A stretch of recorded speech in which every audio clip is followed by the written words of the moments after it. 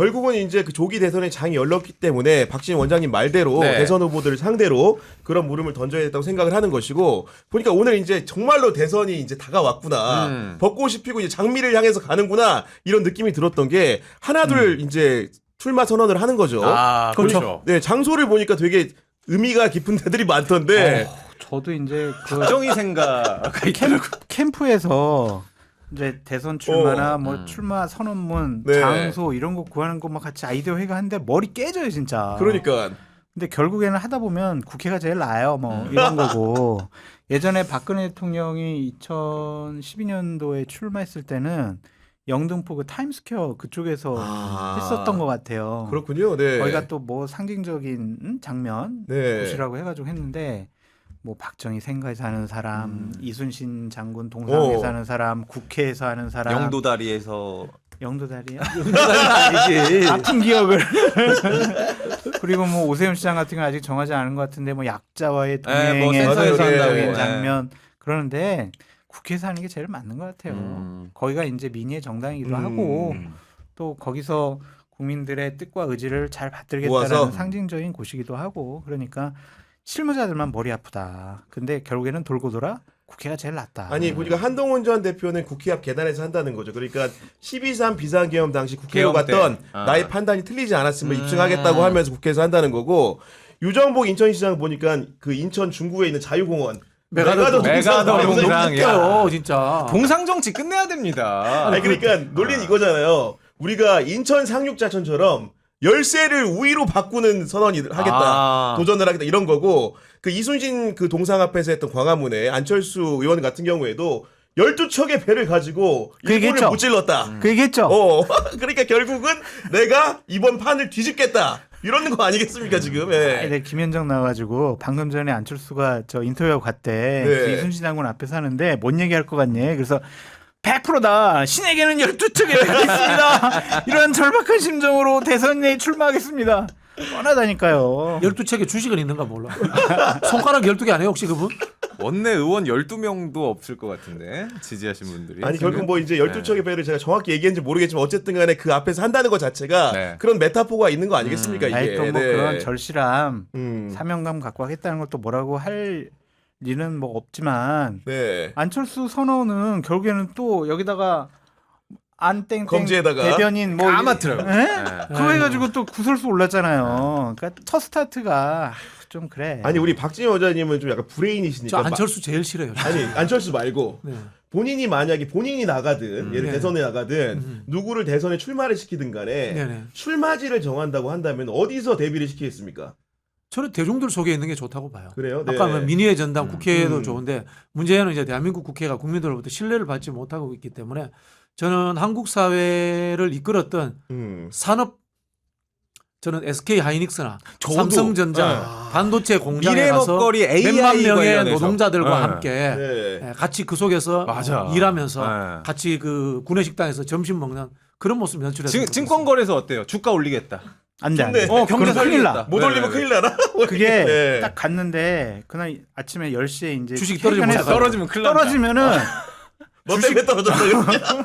주식 아, 가지 마세요. 요즘에 장이 너무 안 좋아서 가만히 뭐 가면 안 됩니다. 예. 과거에 그 어떤 시장님이 자기 시에 있는 야구팀이 있어가지고 거기에 가가지고 그 해에 이제 시장 선거가 있어서 시구를 해서 시장이 시구하고 난 이후에 그 팀이 4연패를 한 거야. 오지 마. 시장 때문에 재수 없어가지고 4연패 했다고 해가지고 결국은 경선에서 떨어져서 홍천도 못 이 받았어요. 서포터즈 분들이 이 시민운동이 엄청 세신 분들이라 가면 안 됩니다. 진짜. 그럼요. 예. 아 그래 이렇게 출마지에 대한 얘기를 좀 해봤는데 거기에 덧대가지고 또 어디다가 캠프 사무실을 여냐가 굉장히 중요한데 아, 우리 위치. 장선 주장님 네. 각종 선거를 치러보면서 여의도에 사무실 구하는 거 많이 해보셨잖아요. 여의도에는 그 큰 선거 사무실을 구성할 수 있는 곳이 몇 군데 안 돼요. 대하빌딩, 대하빌딩, 이재명 대표가 하시는 용산빌딩, 용산빌딩, 그 건너편에 있는 대산빌딩, 대산빌딩. 이 정도가 대산 빌딩은 좀 좁아. 그런데 좁아요. 좀 좁아요. 그런데 대하빌딩을 하는 이유가 있어요. 아 그래요? 대하빌딩이 거의 정사각형 형태의 직사각형 큰 건물이거든요. 네. 엘리베이터를 중심으로 해가지고 네. 양쪽으로 나눠져 있는데 다 틀 수가 있어. 그렇지. 이 벽이 콘크리트 시멘트 벽이 아니라 가벽이에요? 가벽이야. 아, 그렇구나. 변형이 가능하구나. 그래서 그걸 다 틀 수가 있어가지고 어. 대규모로 옛날 조직 담당하면은 좀 조직 1부, 2부, 3부, 4부 막 해야 될 거 아니에요. 그렇죠. 네. 쫙 틀 수가 있기 때문에 그만한 공간이 나오는 곳이 대하빌딩밖에 없어요. 야. 그러니까 대하빌딩을 선호하는 이유가 있고 네. 지금은 이제 자꾸 하셨는데 거기 회장님이 음. 이제 정치 옛날에 비례대표 한번 하셨을 거예요. 아마 제가 알기로는 민주당으로 했을 겁니다. 네, 한번 하셨고 민주당으로 정치권 인사들하고 대단히 네. 교류가 많아요. 그래서 저는 이제 김무성 대표나 그러니까 네. 박근혜 캠프 할 때도 이제 가가지고 저 계약을 하는데 어. 그 회장님이 야, 근데 김무성하고 내가 잘하는데 그래? 좋았어. 그럼 내가 10% 깎아줄게. 아, 그래 그게 딜이 이러세요. 되는구나. 네. 근데 이제 지지율에 따라서도. 근데 이제 그렇게 회장님이 10% 깎아준다고 하시는데 네. 가서 이제 실무 과장하고 계약을 하다 보면 음. 관리비를 이만큼 받아. 아, 월세는 깎는데 관리비. 관리비 이거 대학가에서 똑같아 이거. 거기가 관리비가 네. 엄청 세요. 아. 관리비가 거의 임대료만큼 나와요. 그래가지고 그렇구나. 되게 비싼 곳이에요. 근데 단기 계약을 하니까 그렇게 받을 수밖에 맞아요. 없죠. 짧게. 근데 거기 네. 최고의 명당은 2층입니다. 2층이에요? 2층에서 선거 치른 분들은 다 대통령. 아 이긴다 약간 그런 운빨도 김대중. 좀 김대중 있고. 대통령 됐죠. 박근혜. 박근혜. 그리고 그다음에 윤석열 대통령 이마빌딩에서 거기로 갔어. 네. 대합빌딩 갔을 거야. 그러고 네. 저희 김무성 대표도 당대표 선거 2층, 3층 썼거든요. 2층이 주요 캠프였어요. 이겼죠? 서청원 네. 7층. 우리가 다 확 이겨버렸잖아요. 그래서 대합빌딩이 상당히 이제 명당으로 소문나 있다. 야. 근데 용산 그 용산 용산 빌딩 빌딩. 거기서 대통령 된 분 한 분 있죠. 누구요? 이명박 대통령이 용산 빌딩에 캠프를 차렸었어요. 그렇구나. 기억이 안 난다. 나는 노무현 대통령은 저기 금강 빌딩 금강 빌딩에서 하셨고. 거긴 좀 빌딩에서 작는데. 작았죠. 그 네. 경성 네. 캠프였으니까. 네. 사실 이거 있잖아요. 장기적으로 보면은 국회가 공간이 넓어가지고 당사라든가 이런 것들 다 제공해줘야 되고 저는 시도당 같은 경우에도 시도 지자체에서 공간을 확보해서 아하. 다 주는 것이 선거 공영제라든가 네. 정당이 헌법기관입니다, 여러분. 그걸 우리가 자꾸 놓치고 있는데 그런 하나의 정치적 상징으로서 의미가 있으신다 이런 생각이 들어요. 근데 경성 캠프까지 하는 건 좀 경상 무리가 있지 캠프는 좀 않을까? 그렇네. 그러니까 보니까 이번에도 대합빌딩에 많은 분들이 입주를 하시는데 일단 4층에 홍준표 시장이 간다는 거고 네. 그 홍준표랑 사이가 그렇게 안 좋은 그 한동훈 전 대표가 9층에 간답니다. 만나겠네. 가계약을 했다는 건데 엘리베이터에서 만나면 어떻게 얘기해야 되나요? 어떻게 간? 예. 근데 사실은 그 후보들은 베이스 캠프에 그렇게 잘안 잘 와요. 신분들이. 올 시간이 없어요. 아, 네. 왜냐하면 사람 만나야 되고 지방 가서 표 얻어와야 되고 해가지고 베이스 캠프는 그냥 실무자들 위주로 돌아가는 호텔. 네. 그렇구나. 후보들은 호텔에서 네. 많이 만나요. 아니 어떤 구독자분이 이제 짝수층과 홀수층 엘리베이터 다르다고 4층 9층이면은 만날 리 없다 이런 말씀도 해주신 것 다르긴 같은데 다르네. 네 그런 상황인 거고 그 1층 커피숍이 대박 나는 거죠. 그렇네. 근데 거기도 여의도 국회 앞이니까 젊은 직장인들 많잖아요. 네. 근데 이런 경선이 벌어지면은 전국 각지에서 좀 나이 드신 분들이 지지자들도 오고. 네, 그 커피숍을 점거를 해가지고 아하. 1시간이고 2시간이고 안 가죠. 음. 그래가지고 그 커피숍도 대단히 좀 곤란해하더라고요. 이렇게. 네 그런 상황이고 제일 눈에 띄는 사람은 하나 있는 게 네. 이준석 의원 이미 공표한 건데 강남역에 이제 그 캠프 꾸린다는 거고 천하람 의원이 설명하는 바를 봤더니 1층에 맞아요. 통유리로 된 사무실 빌리겠다. 맞아요. 모두가 볼 수 있게 하겠다. 우리가 뭐 하고 있는지를 오픈 캠프네요. 후보든 캠프 관계자든 간에 뭐 이런 발상 자체는 저는 나쁘지 않은 것 같아요, 솔직히. 예. 아, 근데 경선 캠프 같은 경우에 비밀스럽게 회의도 해야 되고 작업도 해야 되고 하는데 밖에서 그러니까 우리 방송하는 거는 오픈 스튜디오 해가지고 많이 밖에서 있죠. 볼 수는 네. 있잖아요.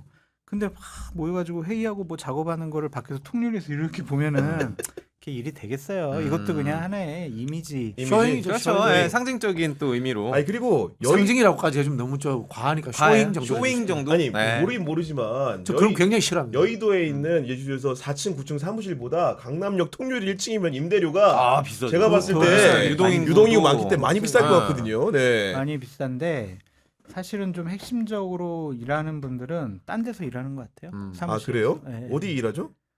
네. 알겠습니다. 여의도에 우리가 이쯤에서 이 선거 네. 때만 되면 흥행 컨벤션 이런 이야기 하는데요. 음. 사실은 정치는 흥행 컨벤션이 아니라 정당성입니다.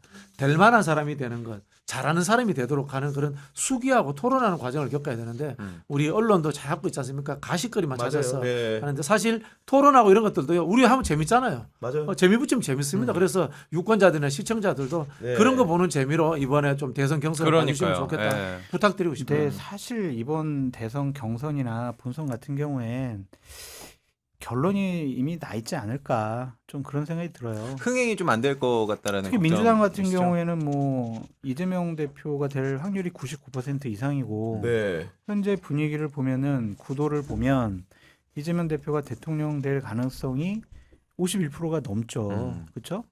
그런 과정 중에서 국민의힘 대선 후보 경선이 뭔 의미가 있을까?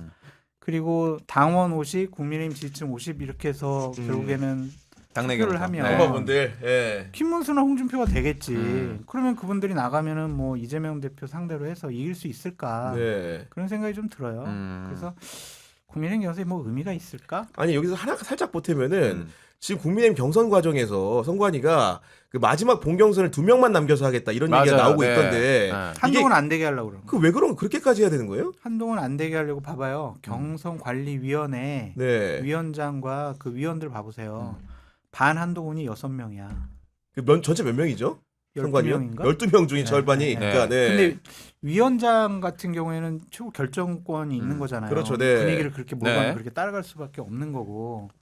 그래서 지도부나 경선관리위원회 구성을 보여주면서 우리 한동훈 아니에요. 아시죠? 그러한 신호와 이미지를 주려고 하는 것이 야, 아닌가. 이미 그런 거구나. 그리고 네. 솔직히 양자 대결 해봐요.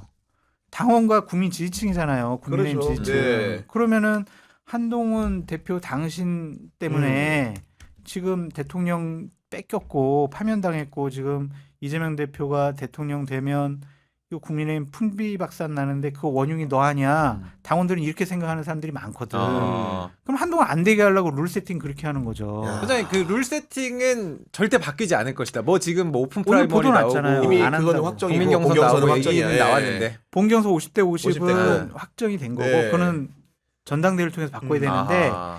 1차 경선 어떻게 할까, 2차 경선 어떻게 할까, TV 토론 어떻게 할까 이런 것들은 경선관리위원회에서 그러니까 임의로 결정하거든요. 정하니까. 예. 근데 그거를 한동훈에게 불리하게 할 수 있지 계속해서. 야, 그럼 2명 남긴다는 거는 우리 이제 아까 말씀해주신 대로 김문수하고 홍준표 남을 가능성이 높다. 아니면 둘 중에 한 명이 남을 수도 있을 거고. 둘 중에 한 저는 명이 남을 그냥 수 있고, 김문수는 네. 좀 줄어들고 네, 홍준표 홍준표 올라간다. 시장이 아. 올라갈 가능성이 높아 보인다.